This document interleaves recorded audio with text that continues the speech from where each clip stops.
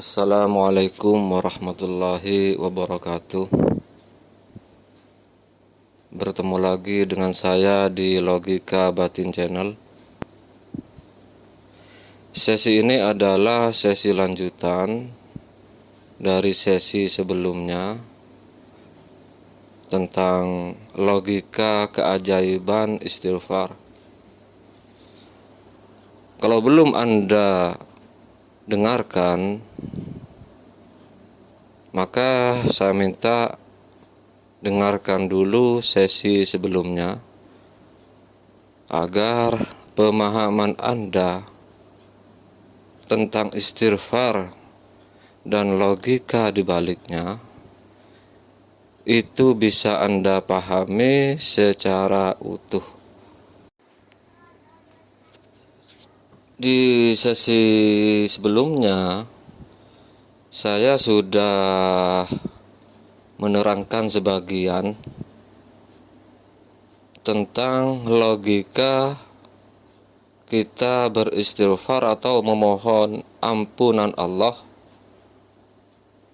hubungan saling keterkaitannya dengan semua permasalahan hidup yang ingin kita selesaikan lewat membaca istighfar atau memohon ampun kepada Allah. Dan di sesi ini saya akan membagikan logika istighfar kaitannya dengan psikologis manusia dari ilmu psikologi yang berhubungan dengan doa-doa yang kita panjatkan kepada Allah agar Allah mengabulkan doa-doa kita sesuai harapan atau yang kita doakan dan panjatkan kepada Allah. Secara psikologis, sebenarnya doa sendiri itu masuk pada ranah sugesti manusia. Sugesti sendiri dalam ilmu psikologi ada yang disebut heterosugesti dan autosugesti. Saya sederhanakan dengan contoh, misalkan Anda malam-malam sholat tahajud, habis sholat tahajud Anda memohon atau berdoa kepada Allah. Dalam hal ini Anda memohon ampunan kepada Allah dan membaca istighfar. Kalau itu dilakukan sendiri, tentu saja Anda masuk pada ranah autosugesti secara psikologis. Artinya, tidak ada orang lain yang terlibat dalam ketika Anda berdoa sendirian. Tapi hal ini akan berbeda ketika Anda pergi ke seorang kiai misalkan untuk minta doanya agar didoakan hajat dan keinginan-keinginan Anda kepada Allah. Di sana sudah masuk pada ranah heterosugesti. Artinya ada keterlibatan orang lain di sana. Begitu kiai atau seorang yang Anda mintakan untuk berdoa kepada Allah, otomatis ketika Anda mengaminkan, itu muncul harapan dan keyakinan-keyakinan, baik itu keyakinan negatif atau positif dalam diri Anda. Dan keyakinan yang Anda bawa tersebut sudah masuk pada ranah autosugesti. Misalkan Anda minta doa kiai terus kiai mendoakan, tentu saja Anda merasa lebih yakin, merasa lebih mantap, merasa doa Anda kemungkinan dikabulkan Allah itu lebih besar. Tapi hal yang sebaliknya bisa berkontradiksi atau malah menimbulkan keyakinan-keyakinan yang kontraproduktif dengan keadaan mental Anda. Contoh, misalkan Anda mendengarkan ceramah keagamaan.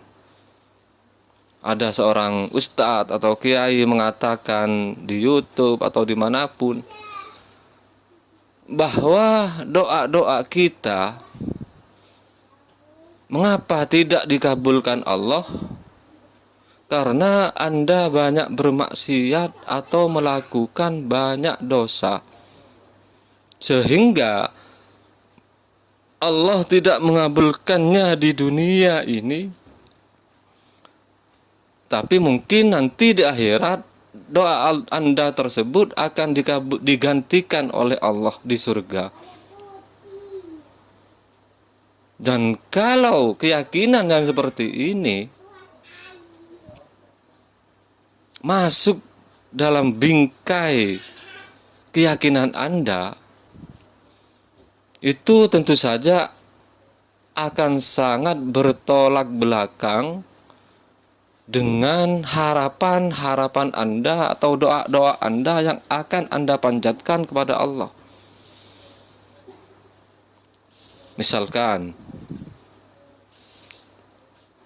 Anda meyakini bahwa Anda banyak dosa, banyak salah, banyak bermaksiat kepada Allah. Tapi di sisi yang lain, Anda berharap Allah menyelesaikan masalah Anda di dunia ini. Tentu saja apa yang dikatakan penceramah tadi tersebut akan sangat kontraproduktif dengan harapan di doa-doa Anda yang ingin Anda kabulkan dari Allah. Dengan kata lain, Anda merasa kurang percaya diri. Misalkan Anda saat ini sholatnya sering bolong, puasanya kadang-kadang, terus Anda banyak melakukan maksiat, banyak melakukan hal-hal yang dilarang oleh agama. Ketika Anda berdoa, tentu saja Anda tidak akan pernah meyakini sepenuhnya bahwa doa Anda akan dikabulkan oleh Allah. Siapa saya? Saya ini banyak dosa. Saya ini banyak bermaksiat kepada Allah. Bahkan mungkin Anda tidak akan pernah berdoa sama sekali kepada Allah. Makanya Anda membutuhkan bantuan orang lain, semisalkan guru Anda, kiai Anda, untuk mendoakan Anda. Begitu Anda mendatangi kiai atau guru ustadz Anda, perasaan Anda akan lebih terangkat.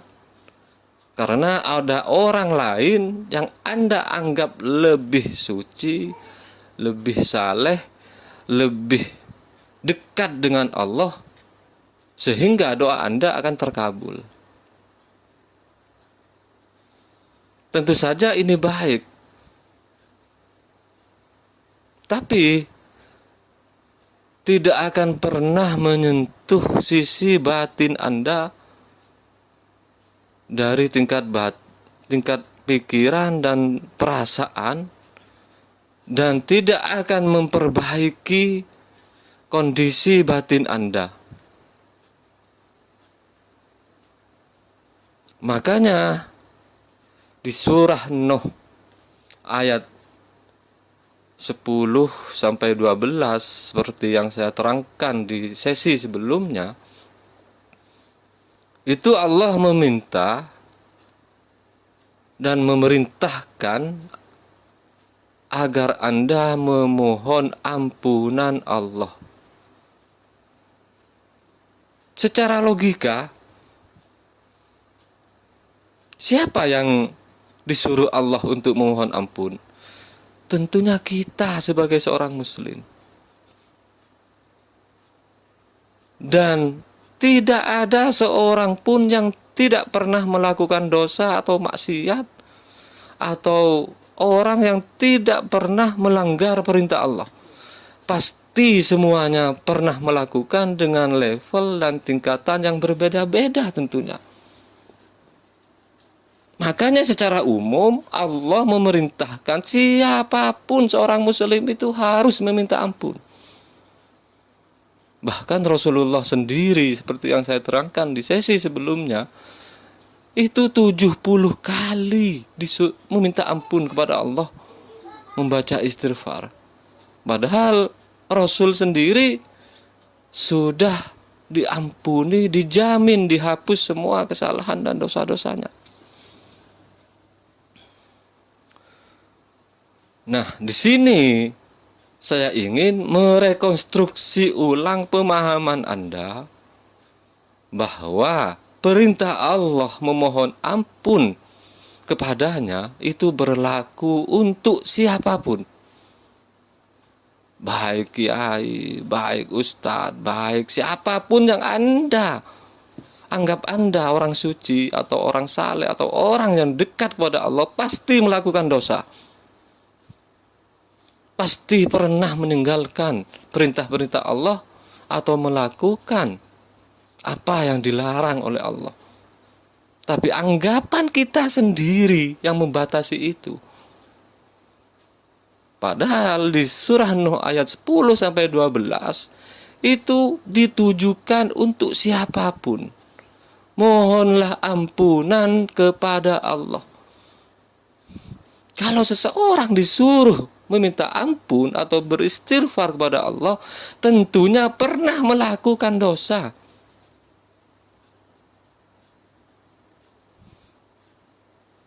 Nah, di sana dijelaskan ketika Anda memohon ampunan kepada Allah, Allah akan memberikan Anda harta yang berlimpah, anak-anak yang semuanya itu adalah kiasan bahwa Allah akan mengabulkan doa Anda.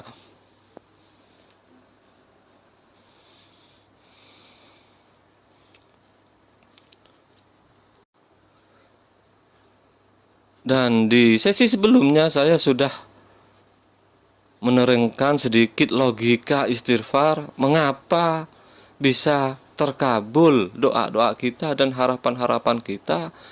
Ternyata itu berhubungan dengan sisi psikologis manusia. Begitu Anda memohon ampun kepada Allah, Anda harus sadar bahwa Allah itu Maha Pengampun. Dengan sifatnya Al-Ghafur. Tapi di saat yang sama, kita sebagai manusia itu sangat susah untuk memaafkan orang lain, situasi kita yang kita hadapi.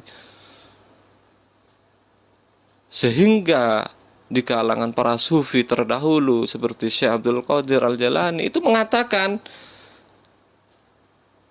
kalau hati dan pikiran Anda seperti itu, Allah Maha Pengampun, tapi Anda sendiri tidak mau mengampuni dan memaafkan saudara-saudara Anda menuhankan pikiran dan hati Anda sendiri, dan Anda telah sombong kepada Allah. Anda telah menjadi Tuhan. Dan ini sesuai dengan ilmu psikologis. Kalau kita memohon ampun kepada Allah, harus kita tanamkan dalam hati, Allah itu Maha Pengampun. Mengapa saya tidak mau memaafkan? Itu harus benar-benar Anda tanamkan dalam pikiran dan hati Anda. Sehingga efek psikologisnya Ketika Anda memohon ampun kepada Allah, di saat yang sama Anda memaafkan orang lain, kondisi-kondisi Anda, seketika hati Anda akan tenang. Seketika hati Anda akan jernih. Kalau titik itu sudah Anda capai, nomor satu, Anda sudah lupa dengan keinginan-keinginan Anda. Nomor dua, begitu hati Anda tenang dan trauma-traumatis kehidupan Anda sebelumnya sudah terhapus, yang ada di pikiran dan hati Anda itu adalah sinar Allah. Cahaya Allah lewat apa? Dengan sifat-sifat Allah yang Maha Pemaaf. Itu tidak ada hijab antara pikiran dan hati Anda dengan Allah sendiri. Dan ini sudah masuk logika. Begitu hati dan pikiran Anda tidak ada hijab dengan Allah. Allah yang Maha Pemaaf, Anda pun Maha Pemaaf. Anda pun bisa memaafkan, maksud saya. Anda mendekat ke sifat-sifat Allah. Kalau hati dan pikiran Anda sudah mendekat ke sifat-sifat Allah yang Maha Pemaaf tersebut, doa-doa Anda secara logika pasti terkabul di dunia ini. Makanya tidak heran para nabi, para rasul, para aulia zaman-zaman dahulu itu begitu berkata langsung terjadi. Apapun yang dikatakan langsung terjadi. Ini secara awam disebut mereka dekat sama Allah. Bukan dekat secara fisik, tapi hati dan pikirannya itu sama dengan sifat-sifat Allah. Dari sisi fisik dan sisi sosial dimanapun Anda berada, begitu pikiran dan hati Anda sudah memaafkan apapun, hati Anda sudah bersih kalau istilah sufinya, apa yang terjadi? Anda akan mudah berhubungan dengan orang lain. Anda akan lebih mudah melihat peluang-peluang yang ada, yang sebelumnya bahkan tidak terlihat meskipun ada di depan mata Anda.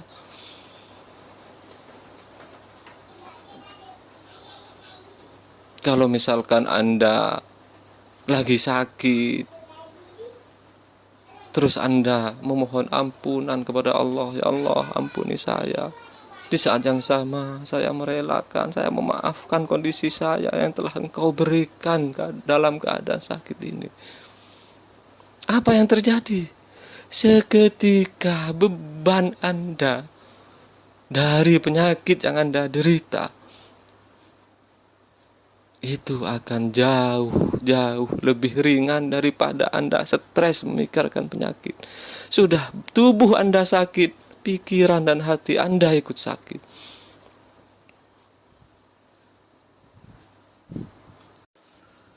Makanya menurut saya, dari sisi psikologis, apapun yang diperintahkan Allah dalam hal ini adalah istighfar. Itu benar adanya kalau kita memahami sisi psikologisnya manusia.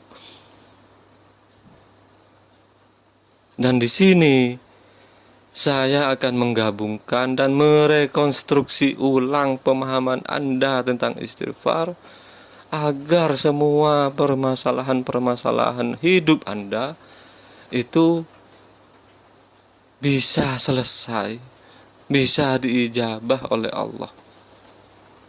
Dan di sesi selanjutnya saya akan menggabungkan istighfar sebagai sugesti dalam hidup Anda sehingga merekonstruksi ulang pemahaman Anda tentang istighfar. Dan juga di sesi selanjutnya saya akan membahas semua sisi-sisi istighfar untuk semua tujuan ataupun harapan yang Anda ingin kabulkan dari Allah dalam bentuk audio sugesti istighfar serta introduction atau permulaan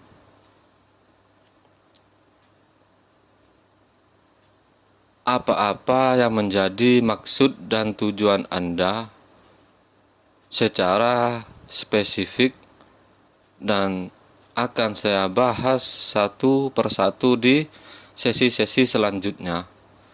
Karena keinginan manusia itu sangat beragam, tentu saja saya akan membuat sesi-sesi yang lebih khusus yang bisa Anda pilih sesuai kebutuhan atau sesuai kondisi permasalahan yang tengah Anda hadapi saat ini.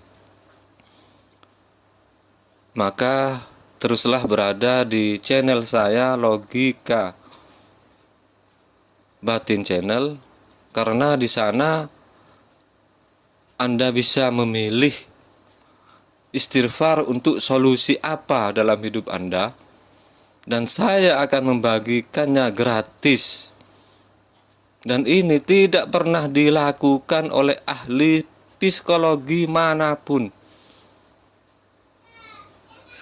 Tidak pernah ada ahli psikologis yang mengungkap istighfar dengan logika dan keterkaitan hajat atau keterkaitan doa-doa kita kepada Allah. Dan semua ini saya bagikan khusus untuk Anda secara gratis. Maka teruslah berada di channel saya, like atau subscribe agar Anda terus memperoleh solusi-solusi kehidupan yang ingin Anda pecahkan dalam hidup ini. Sekian. Assalamualaikum warahmatullahi wabarakatuh.